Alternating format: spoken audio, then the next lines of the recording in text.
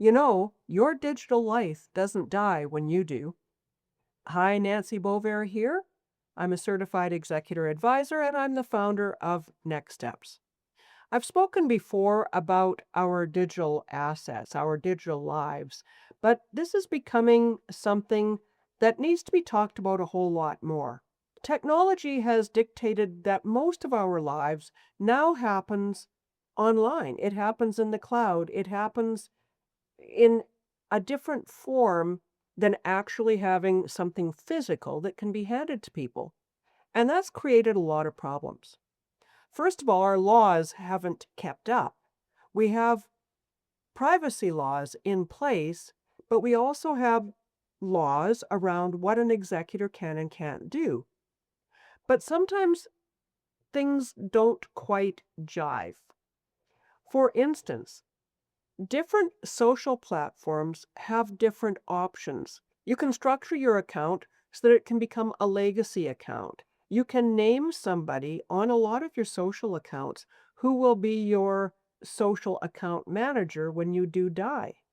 And if that person is different than your executor, well, that's where things don't quite mesh, and that's where there can be problems.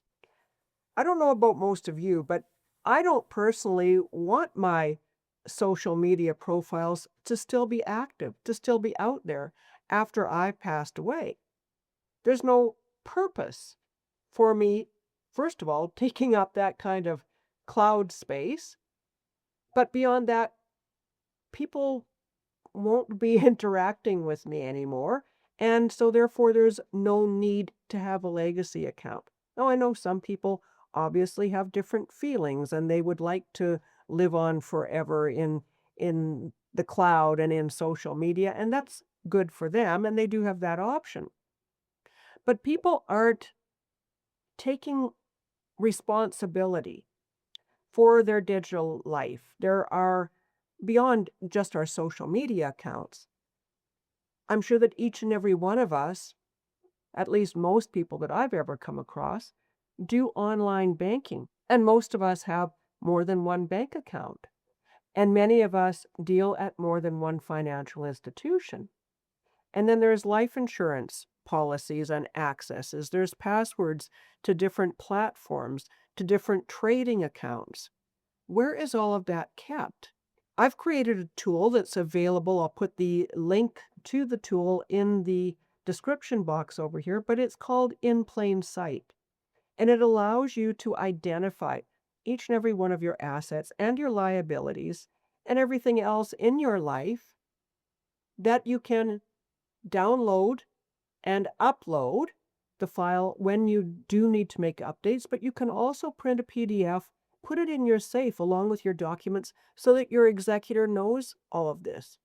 Make sure that you have a list of your passwords, or if you have a password manager, make sure that your executor knows that main password so that they can access your other passwords to close and cancel accounts. What about online subscriptions? We don't really get newspapers anymore. Most people have online subscriptions to various news sources. How do you access that information? How does your executor access that information and cancel it after you've passed away? And crypto. Now, I know that crypto didn't used to be such a thing. It was kind of a bit of an outlier, if you will. I was involved with fintech back in about 2017, and a lot of people were getting on board, but a lot of people were still a little bit nervous about it. But everybody talks about it now. The SEC is making rules around it. They're now flagged for capital gains. So the crypto industry has changed a lot since I was involved nearly 10 years ago. But it's still quite a complex process, and a lot of people don't understand about cryptocurrencies and how to trade them. Now, if you pass away and you are holding your tokens on an exchange, usually your executor will provide the grant of probate and the death certificate and will be able to be granted access to that online account. But holding crypto in an online trading account has its risks. We've all read about things like Quadriga and various other platforms that have had crypto wallets stripped out of there, and people have lost all of their cryptocurrency. I know that I always kept my crypto in a separate wallet until I was going to actually trade any of it. The issue with that is that if you pass away and your executor doesn't know your wallet and your seed phrases, they don't know how to access that. I can only imagine how much cryptocurrency has been purchased and is lost forever simply because they're in unrecoverable wallets. Another important thing to remember is that having access to accounts and having the legal authority to those accounts is two different things. Make sure that you're coloring in the lines. You don't want to get called out, especially as an executor down the road.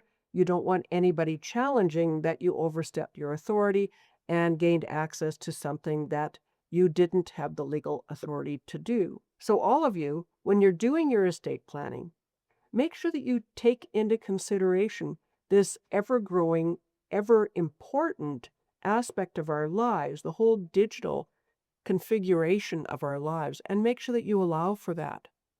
Make sure that you share all of this information with your executor. Make sure that you update it. When you close out subscriptions, when you cancel accounts, when you change passwords, make sure that all of those updates are registered somewhere, and make sure that your digital life doesn't live on forever. I've got an article about this. We talk about a couple of cases and some provincial differences, different laws that are coming into force that can help with this planning. I'll put a link to that article as well over in the description box. Thanks very much for joining me this week. I look forward to sharing more with you next time. Bye for now.